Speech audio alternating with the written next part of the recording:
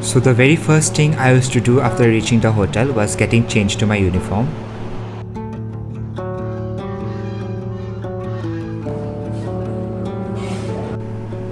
And the pastry chef immediately gave me my first task. He handed me a box full of name tags for ingredients, allergens and different dishes, all mixed up, and he simply asked me to sort them.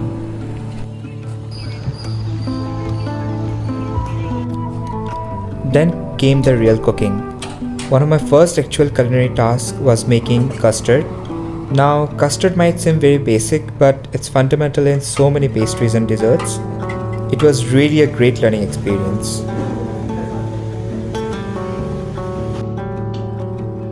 Then the chef asked me to do a mise plat for a recipe.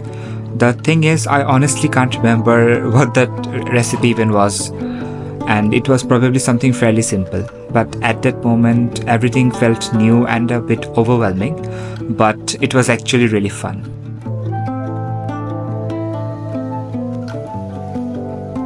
Now let's talk about the deep freezer. This experience was on a completely different level. Imagine entering a walk-in freezer that has been turned up to extremely low temperatures. The deep freezer is that. Everything inside was literally frozen solid blocks of ice. Now they did provide these heavy-duty warm blazers to wear when you went in, and they are definitely necessary if you are going to be inside for any length of time, like when we were doing inventory taking in there. But honestly, running in and out to grab something quickly, it felt a little clumsy to put on this blazer each time. So if I was just doing a quick dash, I would often brave the chill without it. After a week of bakery, sweet and sometimes icy embrace, I was given a new assignment, Garde manger, or as it also known as the cold kitchen. Now for those who might not be familiar, the Garde manger is a crucial part of any professional kitchen. It's basically where all the cold food preparations happen. Whenever new stock of fruits and vegetables arrived, it was my job to stack them properly in the racks, making sure to follow the FIFO method. Then came the day chef asked me to prepare a green salad and chop some vegetables for a dish. And well, let's just say my knife skills weren't exactly chef level at that point. I was completely honest. I told him, "Chef, I don't really know how to do that properly."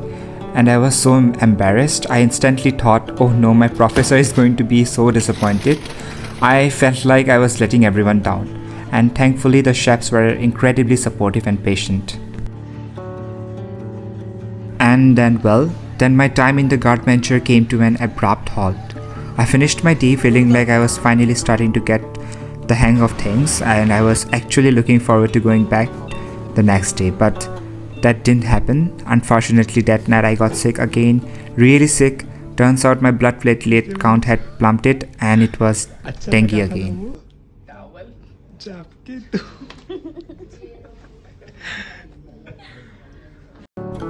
After I fully recovered from dengue, I was determined to get back to the kitchen.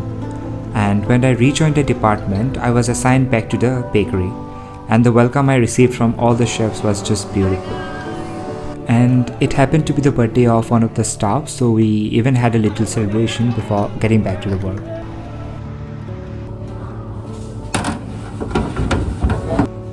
In the bakery, things are so time sensitive and fast paced.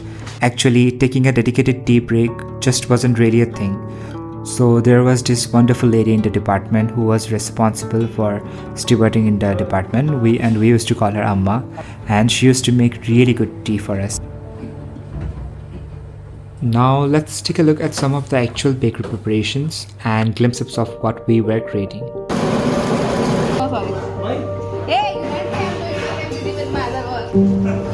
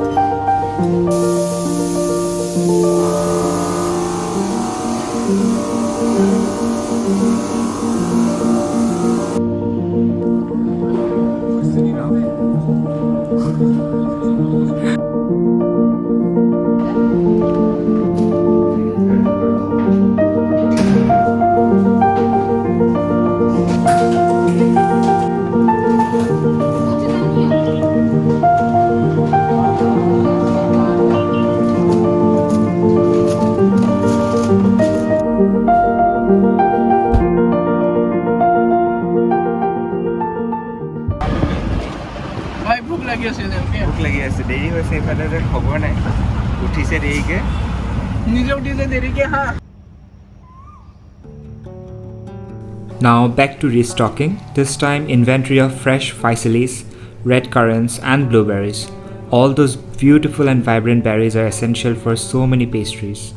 And here I am preparing tart shells, and this is something which I don't remember what it was, and this is the blueberry compote I prepared.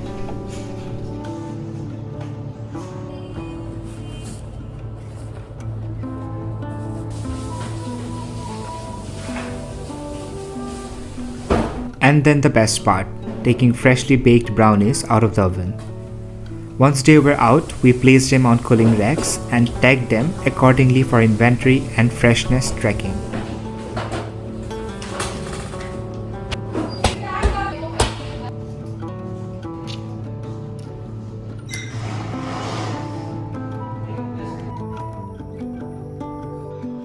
Now this was a really special moment. To celebrate the successful landing of Chandrayaan-3, the chefs prepared miniature Chandrayaan edibles for the hotel guests and celebratory cakes for the ISRO headquarters. Yeah, basically what do you call hakapo pohakohu Yeah, it's not hakapo. pohakohu Poha. poha Hoha. poha Like poha? hoha Like poha, it's hoha. poha Pohu. hoha pohu Yeah. And lastly, before leaving the department, every single day, without fail, we had to tag absolutely everything in the bakery, from ingredients to all the various preparations we had made that day.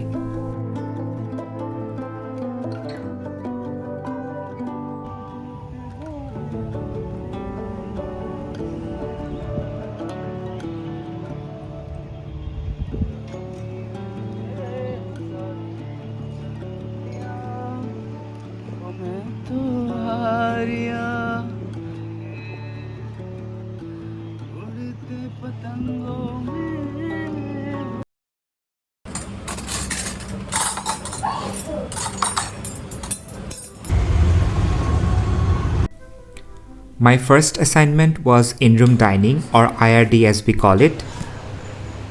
My first task each morning was clearance. This meant going through designated blocks of guest rooms, checking for used trays, trolleys or any leftover items from previous room service orders. Next up, preparing for lunch rush. This involved setting up covers, basically ensuring we had enough clean cutlery, crockery, glasses ready for all the anticipated lunch orders. One of the more delicate and sometimes challenging tasks was placing celebratory amenities. These silvers or trays could get surprisingly heavy, especially when loaded with everything. There was this amazing management trainee. I affectionately called her RN Women. She noticed me struggling with a tray one day and showed me the correct way to lift and carry it. Tea breaks were more than just a caffeine fix. I was fortunate to have a senior staff member, Sir, who was incredibly knowledgeable. During these breaks, he would patiently explain the intricacies of the department, sharing tips, tricks, and best practices. And get this, he even used to give me mini tests afterwards to make sure I was actually learning. Evenings in IRD had a different rhythm. We would conduct evening service, which involved going back to occupied rooms to replenish amenities. Evening clearance was done with the help of a clearance buggy. It was much more efficient than walking for larger blocks, especially after a busy day.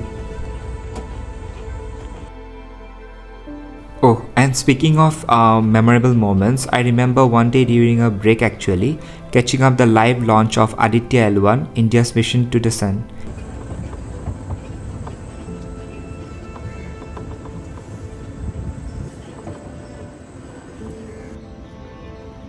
Then came a day that was completely unexpected. Soon after getting to the hotel, I was informed that I had a special task. I was assigned to personally deliver a cake and a bouquet to a guest or property. The hotel provided me with the guest address, all the details, and even arranged a hotel driver. It was a completely new experience, venturing outside the hotel and directly interacting with a guest in a different setting. It felt quite special. Back at the hotel after the delivery, it was back to routine clearance. It is a continuous task throughout the day, ensuring guest areas are immaculate. Along the way, I was also learning the nuances of different types of service. Here's me practicing the setting of a tea service cover. Of course, every day was not perfect. There was the incident. I accidentally dropped a guest khichdi order. My heart sank. I was so worried about the repercussions, but my manager was fantastic. He simply told me it's alright. It's happened in this department. It's normal.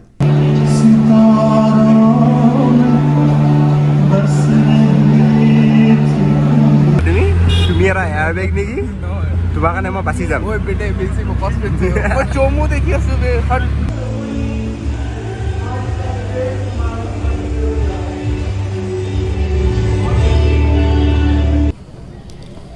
After a week in IRD, I transitioned to a completely different setting, the Vietnamese specialty restaurant. This restaurant operated for lunch and dinner, giving us a break shift. My reporting time was 11 am, but I would often arrive early just to soak in the peaceful atmosphere.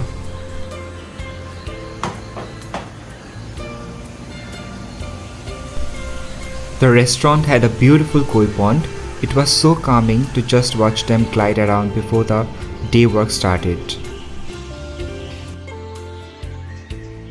My main task before service was setting up the restaurant, preparing around 70 covers. It was a methodological process. First, I would grab all the wooden table mats and place them on the tables.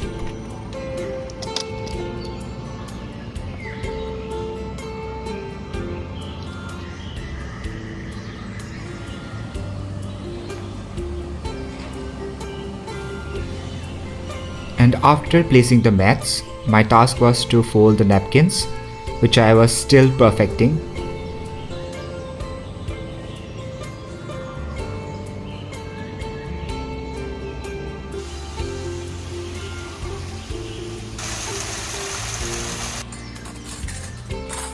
After the napkins were placed at the tables, my task was to collect all the cutleries.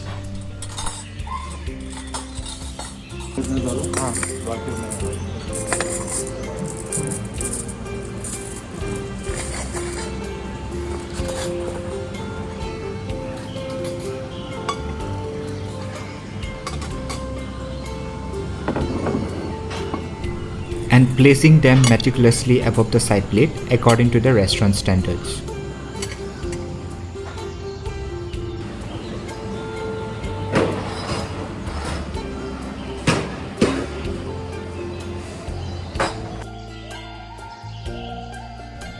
Being a Vietnamese restaurant, soy sauce spots were a must on each table.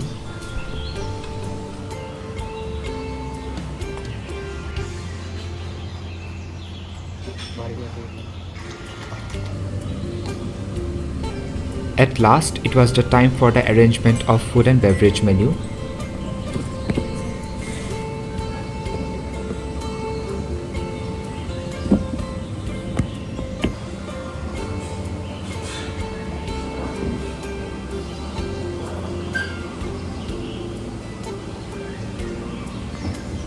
And finally ensuring the EDC machines and tablets were charged and ready to go.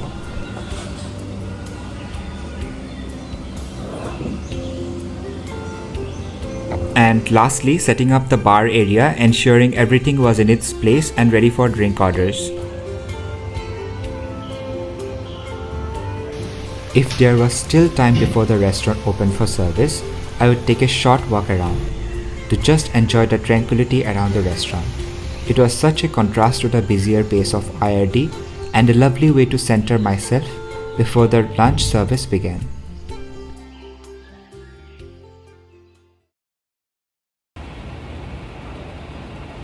My final week in F&B training was in all-day dining restaurant. And let me tell you, recording video here was challenging. The work pressure and rush were significantly higher. It was a constant flow of guests, orders and tasks.